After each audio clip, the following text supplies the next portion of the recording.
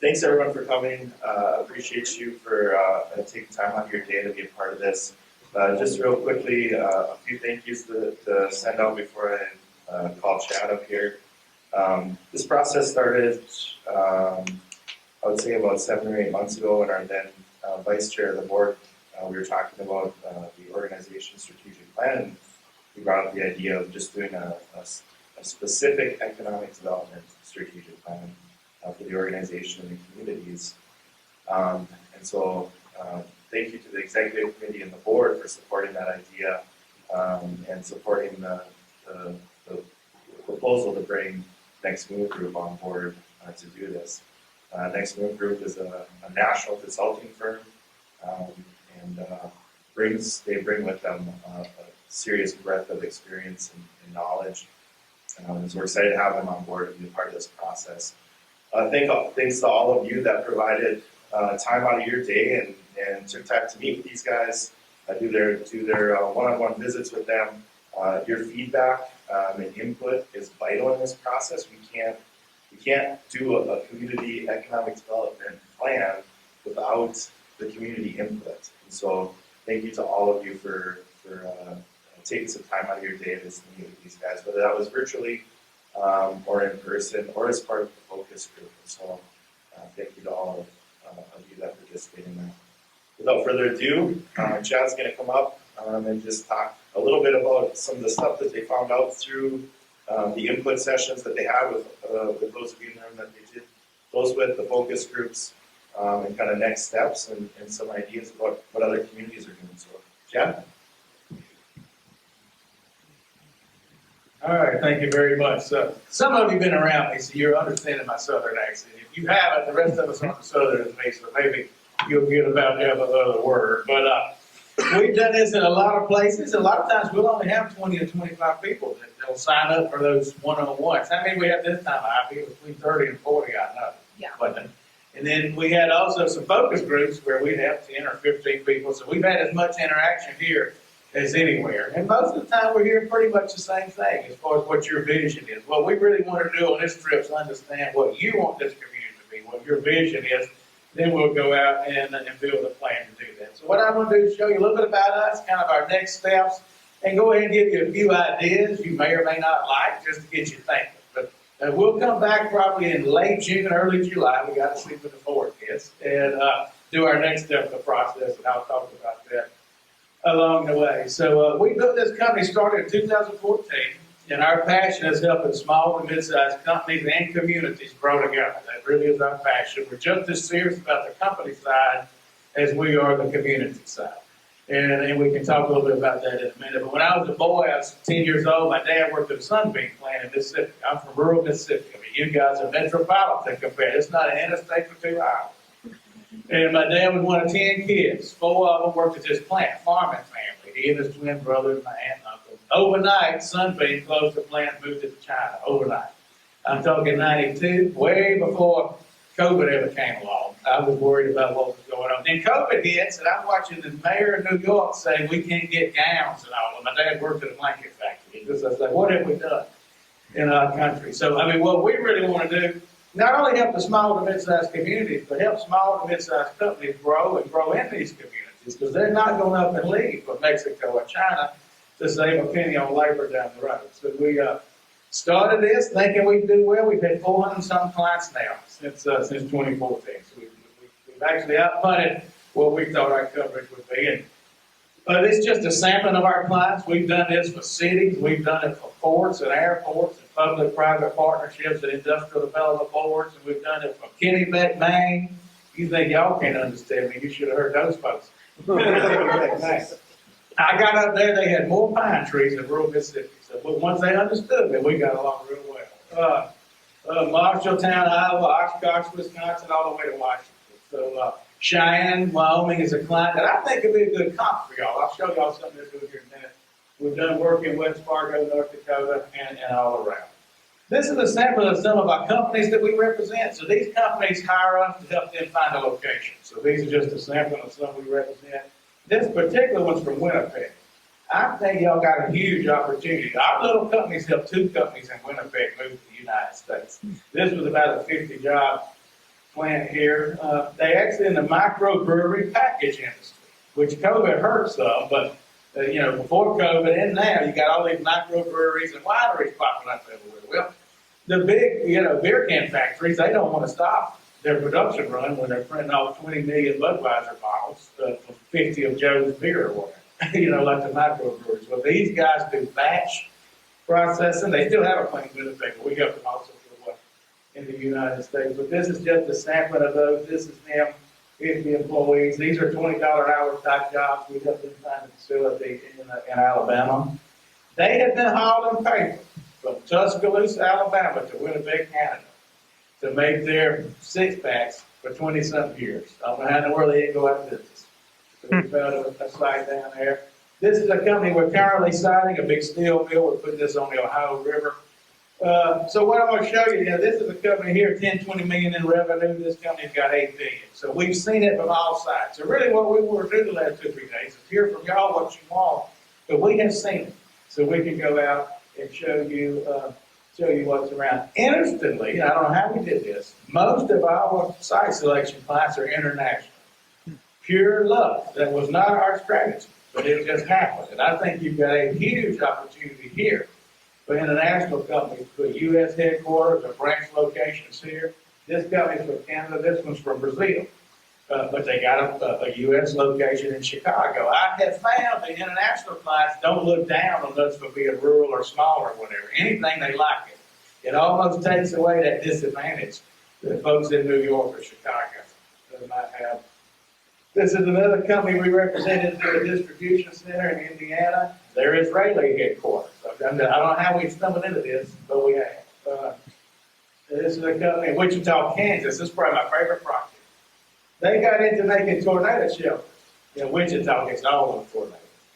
And when the explosion happened in the Gulf, Shell Oil, whichever one it was, they started requiring blast-proof units for those oil and gas rigs out in the Gulf. I'm sure they require it up here as well.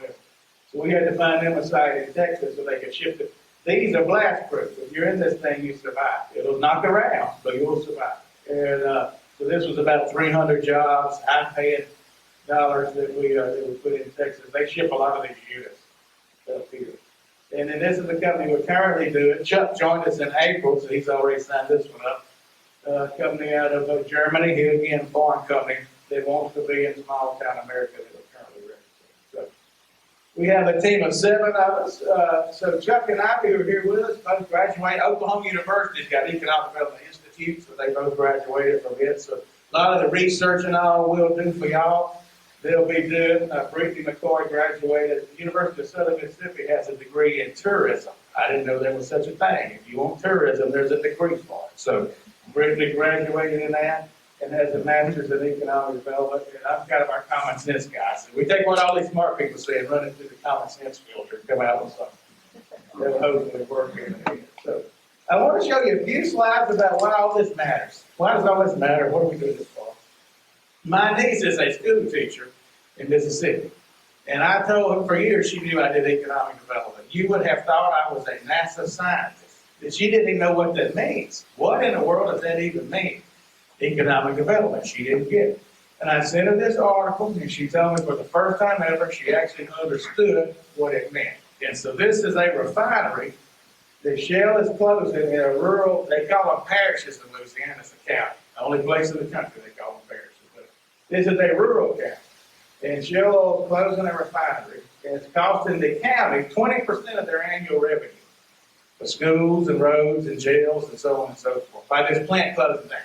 And it's costing the school system 12% of their revenue. Of course, she's a school teacher. She said, I never thought about those plants in the industrial park paying my salary. I'm paying for the school supplies, the clubs, the football team. She never really thought about it. So I had tried to explain it, but somebody reading this article kind of reverse engineered it in her mind. And she said, I finally understand what you do. And so we added this to our proposal just to kind of show why all this stuff matters. Yes, you want the jobs, but what you really want is increased tax revenue so you can have nicer schools and roads and facilities just exactly like this along the way. So obviously, the more healthy businesses you have, the more tax revenue you're going to have coming in. And I would say this, I'll defend the chamber and EDC a little bit because this is something, I accidentally said this in Tuscaloosa, Alabama, and they said it was smart. They said you ought to put that in your material. We were doing a search for Tuscaloosa, which of course is University of Alabama. Old Tide. Are you a Tide guy? All right, but I got Nick Saban, of course. Yes, they do. Well, we're interviewing them, trying to figure out who they want to run their next economic development organization, the board, you know. And they all said, go get us somebody like Coach Saban, who makes about $10 or $20 million a year. You know, we're going to get him to run the economic development. Get us somebody like Coach Saban, they kept saying.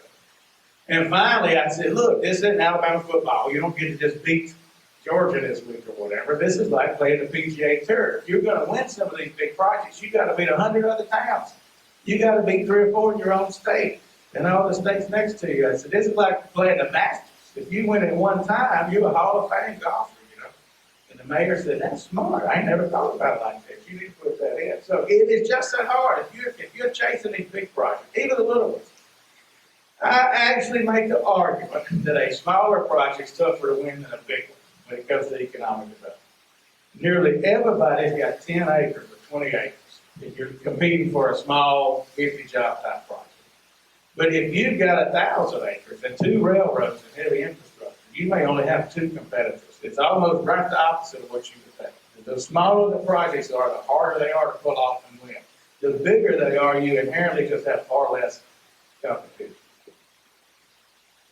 This is actually a job multiplier, so this is something the Brookings Institute put out that shows the spin-off of all the jobs. So if you ever wonder, why do we give away tax incentives to get something? Well, you do it to get a whole lot more.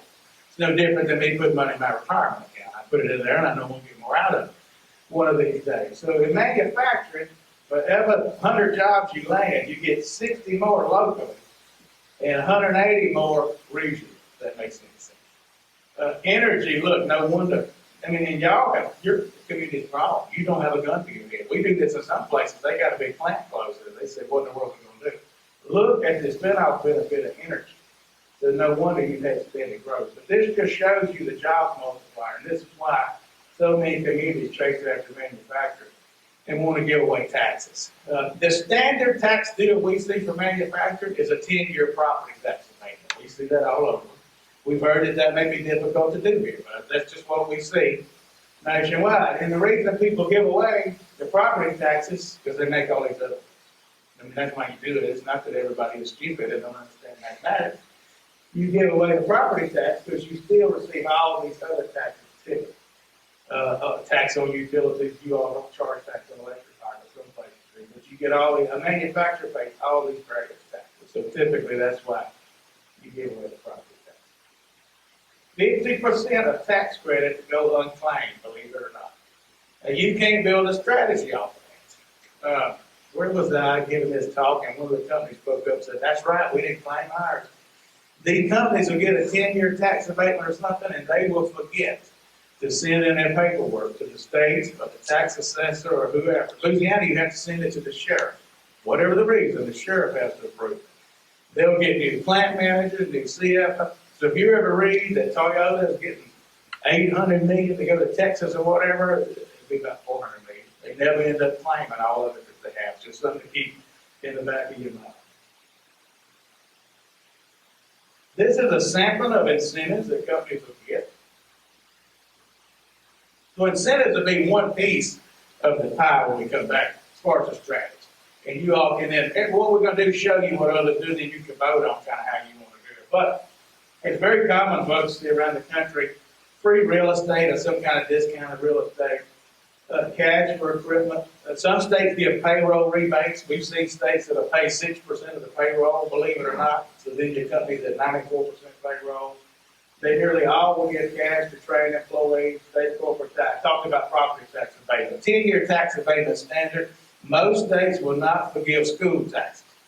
They will forgive city and county taxes, but not school taxes. And then their argument is this is going to be good for our schools, even if we're not making any money off that. Sales and use tax rebates. Tax increment financing is becoming very, very popular.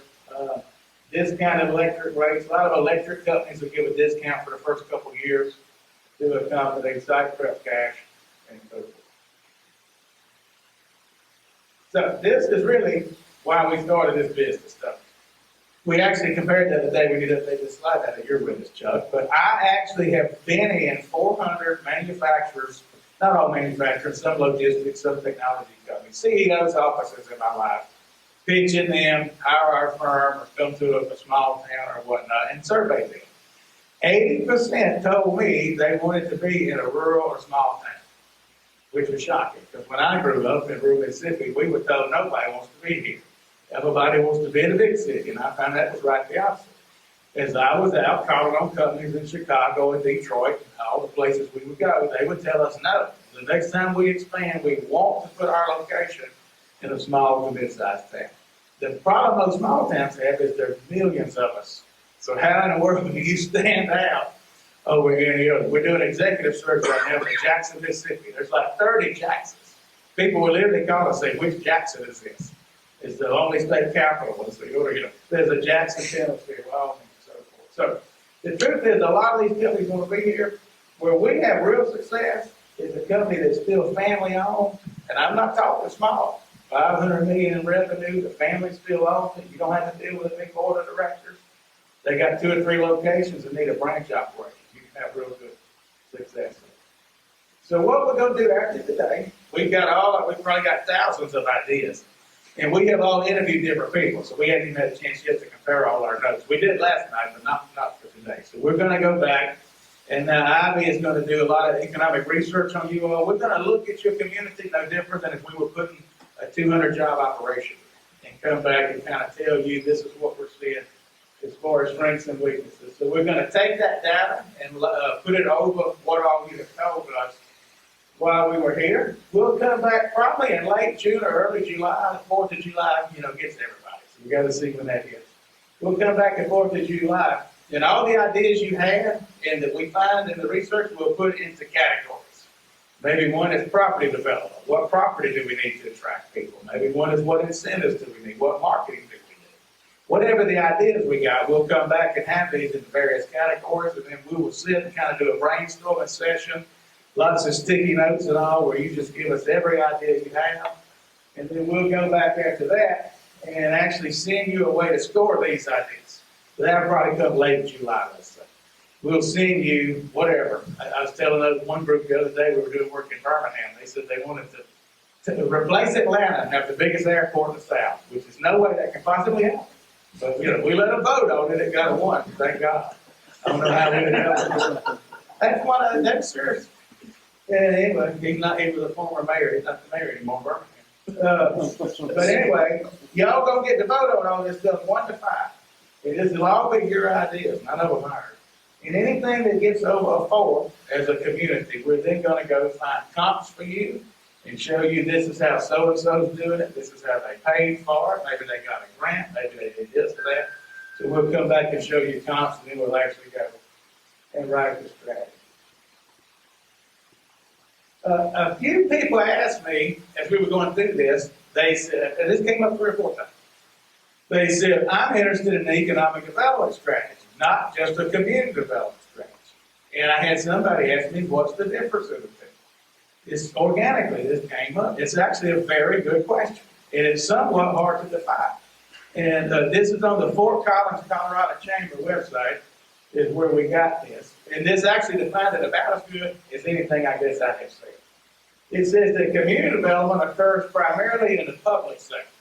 It's what the public sector and governmental people will do to make the community a better place to live, no different than building this college. Whereas economic development occurs in the private sector. So a lot of the ideas we got are probably community development ideas. We'll still have them for you, but we don't want to be overweighted. We don't want to come back and every idea is this is what the government needs to do to help us. I mean, what you really want to do is for private dollars to create wealth in here. So we're going to make sure that we focus a lot of our time, because this is an economic development strategic plan, of what you can do to attract the private sector in, which really is economic development. But we do want you to start thinking a little bit creatively. So I would say, I don't know about y'all, probably 80% of the people I talk to said we got to attract more talent and hold on to the smart people we have. I mean, that's something I heard over and over and over. Did y'all hear it at least 80% of the time? So this is an idea that, let's let's see, this is in Iowa. Cedar Valley, Iowa. Cedar Valley of Iowa. They have built a beautiful website. I'll just take you through it a little bit, and they're promoting it constantly. They've got jobs you can apply for. They have got houses where you can live. So they're not just telling you come apply for this nursing job or whatever. They're telling you come apply for this job. Here's a house for you. And then they're saying here's who your friends can be. I have found they are. I have found this to be a hospitable place. But people told us, they were like, we're nice but not welcoming. That's what people said. Which is funny, because in the South we're welcoming, but we're not nice. You know what I'm saying? We got it back. We're mean down there, but we're welcoming. So we kind of got it back. So people said it's hard to break in this part. It's hard to find your friends. Well, Cedar Valley, Iowa was like showing you who your friends can be. I mean, you can come here. They're having events for newcomers and all. Get-togethers and whatnot. So anyway, I think this is something that you might, and this is Waterloo. I think that's what they call the Cedar Valley area. So this is their website. Here you can see where it is. So they've got find your career, find your place, find your people. Here's all the fun stuff to do. They've got calendars, what band's playing tonight, where they playing, find your home. They got your art, the food, the cook. This is all about talent. Well, then they created a database of all the smart people who graduated from there and have made their way elsewhere. And this is just a website that does you no good if nobody looks at it.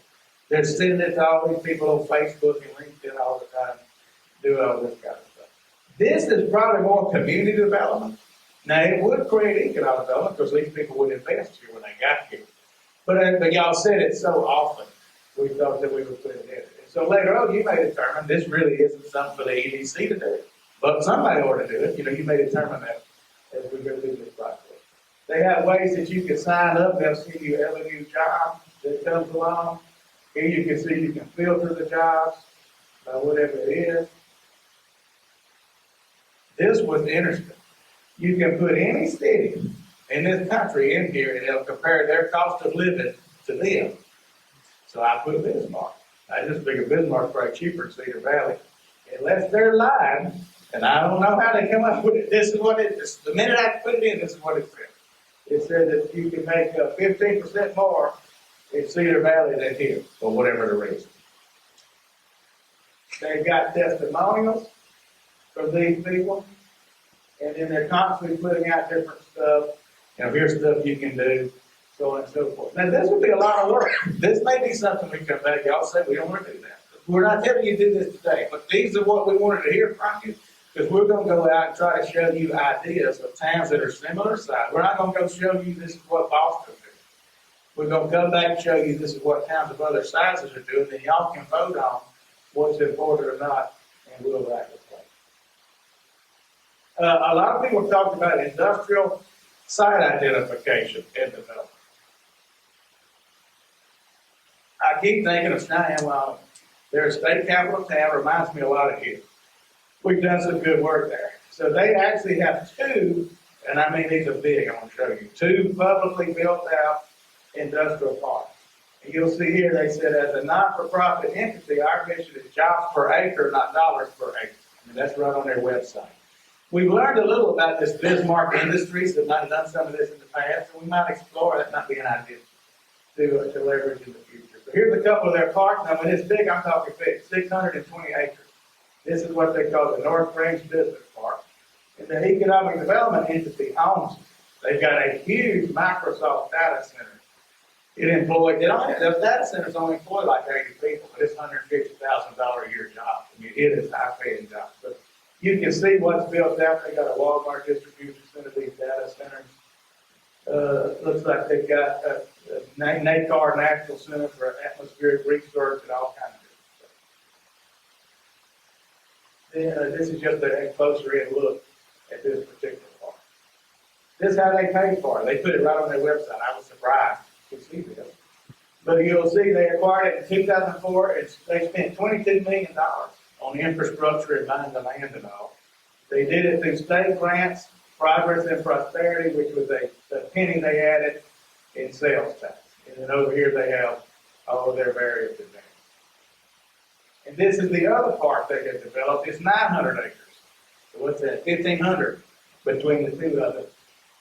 It is on the Union Pacific Railroad. It runs down this side. So You can see here they've got Echo, Star, Sierra, Lowe's Distribution Center, and several different other industries. I'd say about half of this one is filled up if I had to guess. They now totally cash flow their organization from income off of these parks.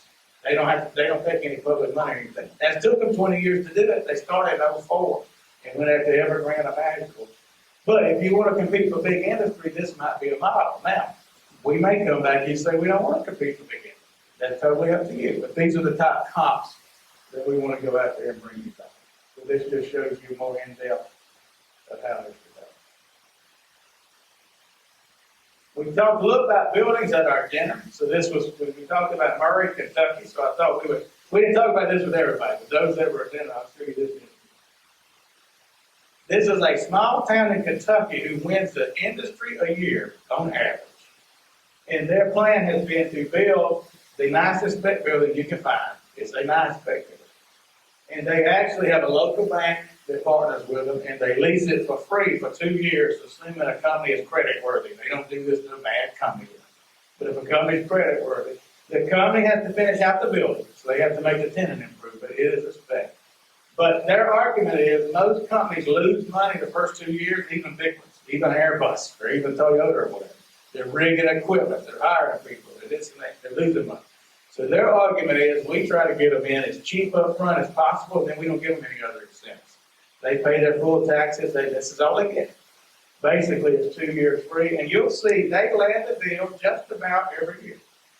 Tpg Plastics, Korean plant, I think this was a German plant. They landed one this week, I don't know what it is, I saw it on LinkedIn. This is a little old bitty town, Murray, Kentucky, so they've had real good success with this. I think they said they've got 10 or 20 of these now, and they're the same way. Now they just have pretty soon something coming all the time. A lot of people brought up entrepreneurial development. So the best communities we see that do this help companies that are already in business grow.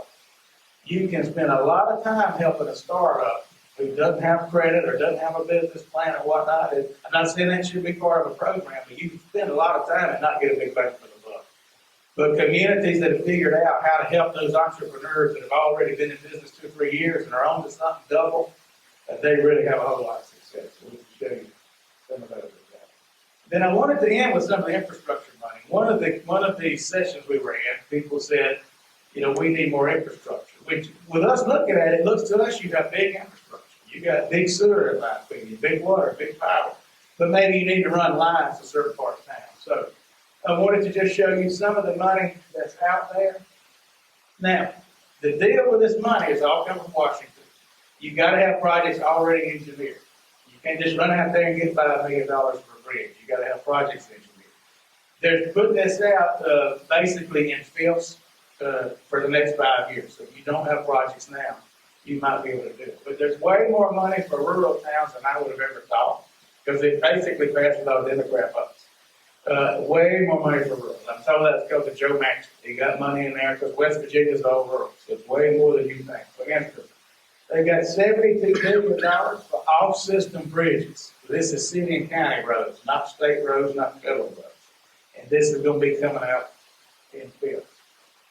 This is $8 billion in the highway fund, and you'll see 30% of this money is for rural areas.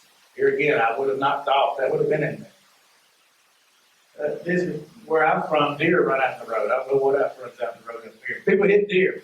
It's right down the road where I'm from. $350 million to stop that somehow or another. I don't know how they're going to do it, but somehow or another they're going to stop it. This is a different rural service transportation program. See, totally different from the other one. You can see they're going to be spending $2 billion over 5 years, which don't go that far. $300 million in roads isn't that much. But what you want to do is be the one North Dakota town wants your share, is what you want to do. Bus grants for workforce. They actually have studied, and a lot of small towns need help getting those $10 to $15 an hour folks to work. They may not have transportation, so they've actually set aside bus grants for rural towns to buy what you would normally think of as buses to take people to the doctor and hospital and so forth, to establish workforce. $15 billion in airports, $500 million for general aviation, and $3.5 billion for flood mitigation. So if you have places that flood over and over and over, There's a lot of money there for that. Now, don't let this look simple. It's not. You've got to have projects engineers, so when the grant application comes out, you can do it. So most towns aren't ready for this, but maybe you get ready in a year or two, because they're going to be spending the money over 5 years, so you don't have to be ready right now. Then we thought we'd have just a few wild ideas. I just want you to see how desperate some places are to get population. Montana, Iowa, West Virginia are literally paying people to move there. Literally. They're basically setting up forgivable loans, and they'll pay people. West Virginia will pay you $12,000 to move there if you're a remote worker. They just want you to live there. They don't care where you work. But if you move to West Virginia, I think they forgive $4,000 a year. Iowa and Vermont are doing programs where they help with down payments, with both with housing, young professionals. I'm not suggesting y'all run out and do that. It's just stuff we'll look at. But I do want you to see some of the wild things that some of these states are coming up with, just so you can see what's going on out there. This is West Virginia, 12,000. And their entire pitch is for remote workers. That's who they're after. The only way you qualify for this is if you work from home and you're a remote worker. So as we conclude, I'm happy to answer any questions. You can follow us. We have a YouTube show we come out with every Monday where we talk about where plants are going in the U.S. and what all's happening in economic development. I have had a sty in my eye. If y'all look at me looking at you crooked like I'm crying, somehow or another, I got a sty on this eye a week ago. It's still there. Can't hardly open it. So we routinely get like 1,500 people watch it. We got 5,000 subscribers. So, y'all, I don't normally wear my hat, but I had to hide my eye for this particular episode. And then we got a podcast channel where we're talking about this all the time. I think Nate's actually going to be our guest this week since we're up here. So we're going to interview him while we're here so you can interact with us all those ways. So basically our next step will be late June, early July, figure out how the 4th of July hits. We will come back with all the ideas that you all threw at us in an organized fashion. Right now they're just scattered in our notepad, wherever they may lay. We'll have ideas for infrastructure, workforce, housing, industrial recruitment. Come back, and then we're going to want to brainstorm with you to really understand what you all prioritize or not, and then we'll come back and actually have a final draft of a plan, probably by late August, early September. And the chairman has said, I want an action plan, so we've heard him loud and clear. He said, I don't want a plan that's going to sit on the, I'd rather have 20 pages of action instead of 100 that sits on the shelf. So we're going to come back with actions and say, let's do this, this, and this. But whatever we put in there, we're going to show you comps of other towns that are doing it. I just think that's key, particularly to get elected officials buying and all, to not think we're the first ones ever trying this. I mean, we really believe that you want to go out and find other towns that are having the success you want and emulate them to the best way that you can. So happy to answer any questions. I know it's a pretty 4 o'clock on a Thursday afternoon, so you probably don't want to be in here long. What questions might you all have? From the Iowa town to, You identified, I guess you started to identify the voices you heard in the community. I think one voice you heard, how you worded it, talent attraction. Let me just set the stage for this a little bit. My experience in economic development, I'm the president of this one state company, so I have a lot of experience in economic development, talent acquisition. We used to look at it from 3 different perspectives. Business retention, keep the businesses that are here. Business expansion, grow the businesses that are here so they're capable of growing, and then business attraction. And we always kind of looked at business attraction third because we were making sure the first 2 pieces were in place. And once the first 2 pieces in place, we dialed our sights in on business attraction. When I was in Alabama and I worked for the Secretary of Commerce and the Chancellor of the education system, I was involved with building a unified workforce system for the state of Alabama.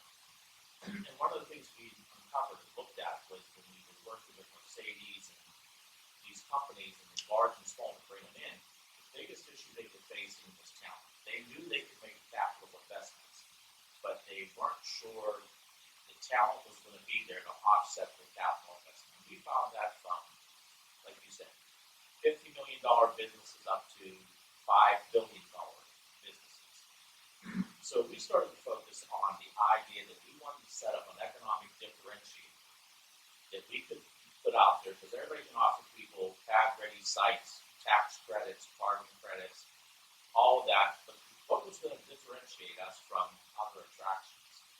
And we started to look at the idea that if we could show that we could leverage the public and private resources, create a unified workforce system, that if a business came here, or if a business was here, that there was a system already in place that would be available to ensure that they had the talent development system in place, or the upskilling in place to ensure that.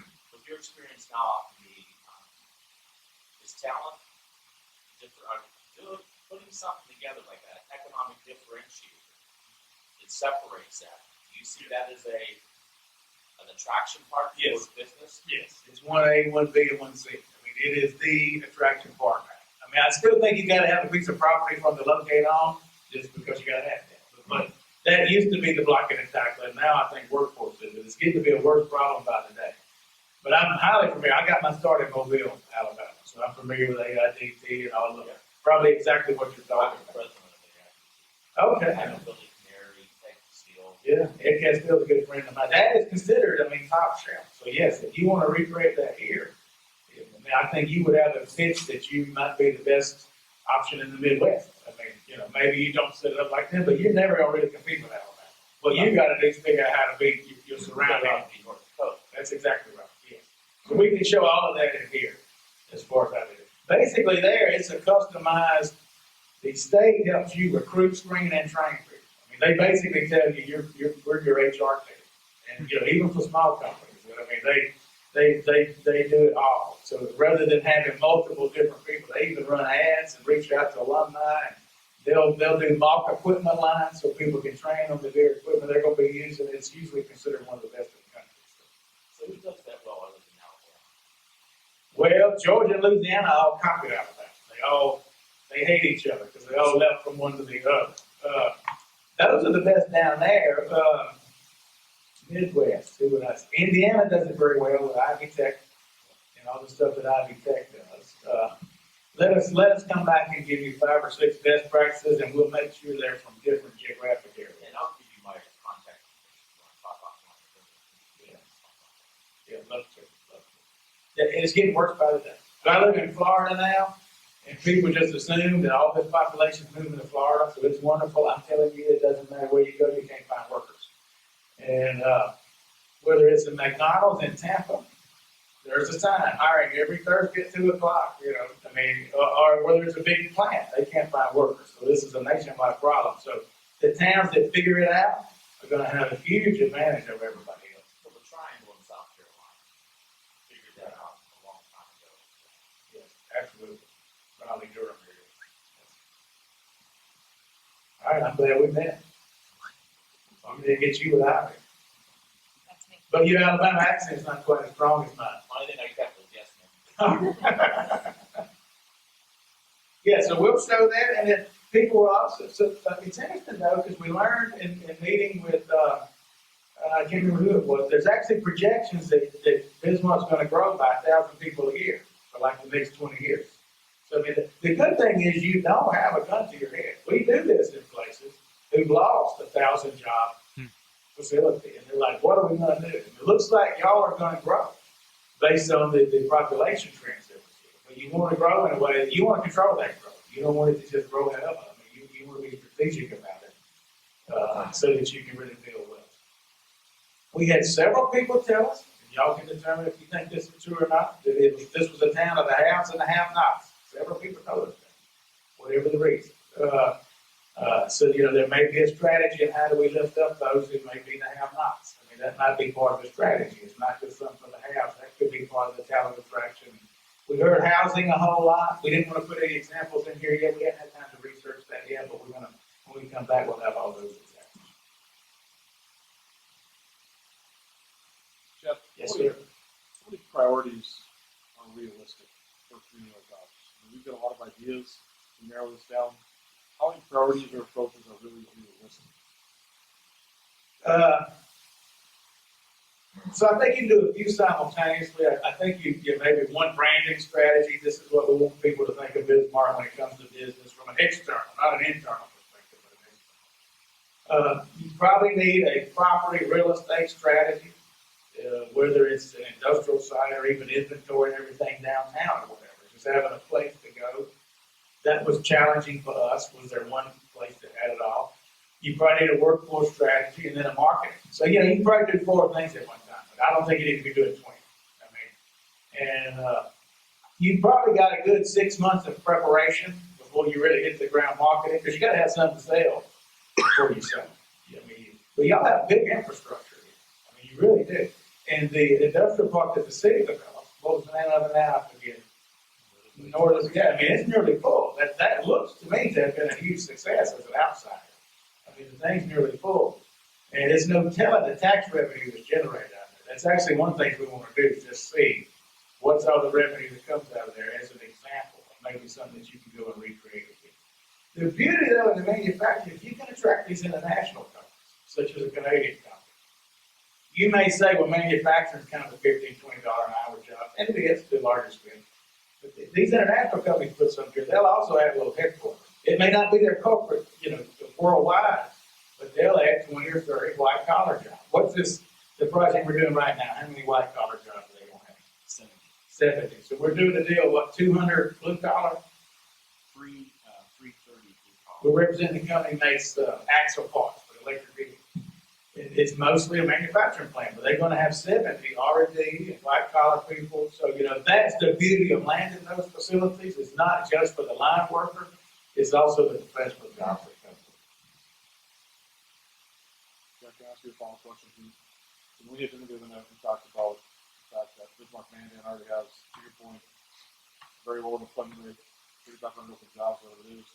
And so if we did have, let's say we have the right size property to attract large users, are we confident we could fill those many jobs? Is it realistic or possible to craft a strategy where we're focusing on a certain size of employer as opposed to a certain type of employer? Absolutely.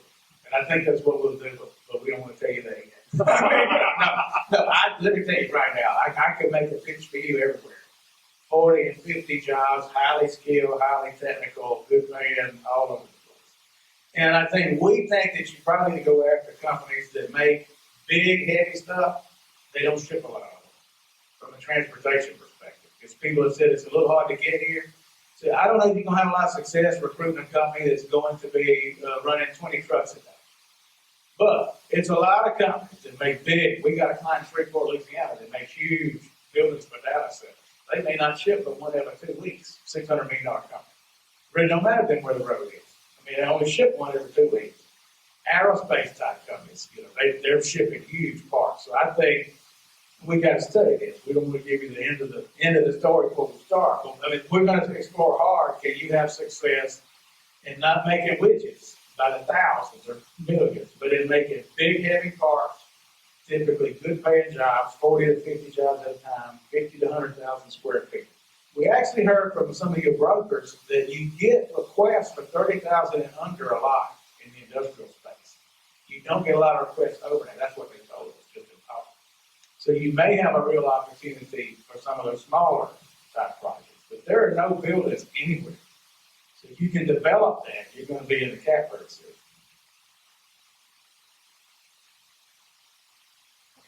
Yes, ma'am. I'm just curious with the childcare, the shortage in childcare and affordable housing, those two to me are super tied together. And we're thinking about bringing in companies.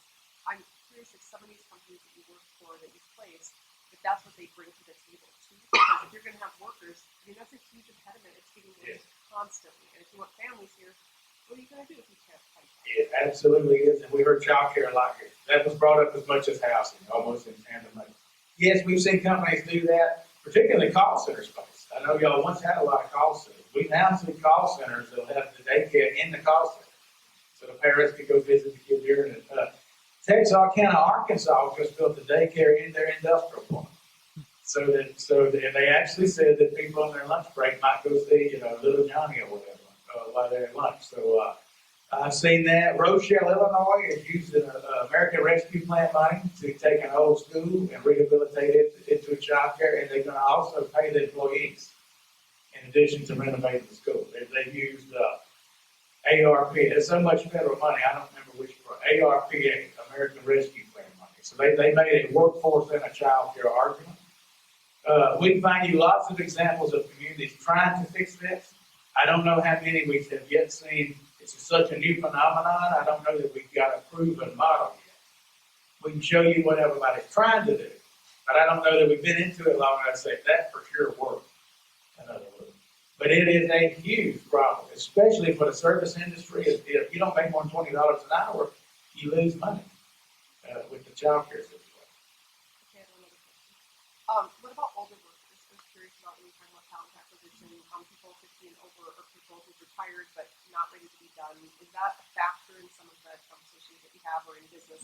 Yes, so we'll show you Michelin, corporate-wide, Michelin, the tire company. Michelin is, when people retire, they're begging them, they keep a database of them, and they're begging them, will you come work certain shifts?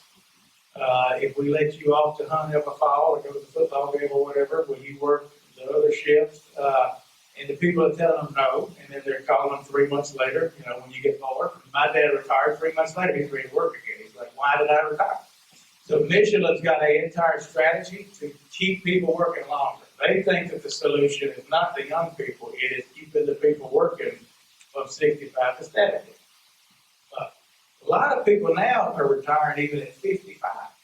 The stock market's done so well, till here recently.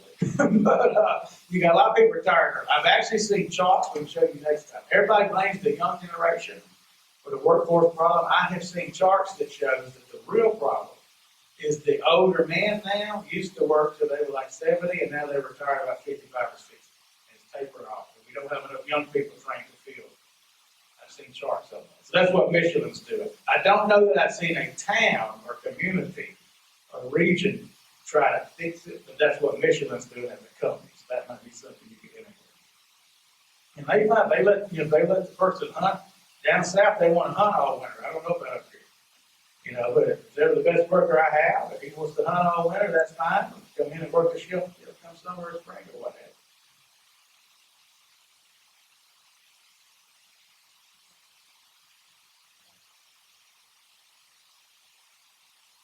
you. Any other questions? Yeah, we don't want to put too many ideas today, because the whole point is we're going to come back and brainstorm all this, and we're going to have, we showed you 3 examples. We'll have 100 or 200 or 300 when we come back for you to consider. And then basically you all pick the best one.